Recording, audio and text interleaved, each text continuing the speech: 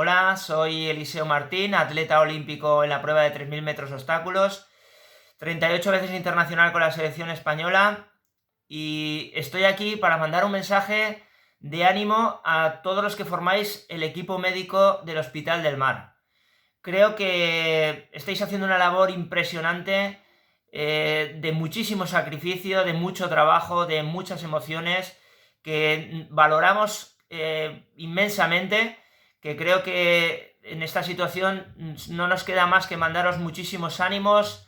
que valoramos muchísimo todo lo que estáis haciendo por nosotros, y que sabemos que esto lo vamos a lograr, lo vamos a vencer, y que en el futuro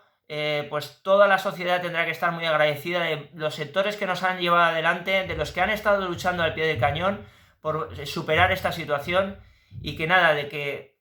mandaros ese ánimo extraordinario que necesitáis en estos días que vienen por delante para superar pues esta crisis, y que sepáis que el ánimo que vosotros lleváis directamente a esos enfermos, nosotros intentamos trasladarlo desde nuestras casas, ayudaros, animaros y apoyaros en lo posible para poder vencer esta situación.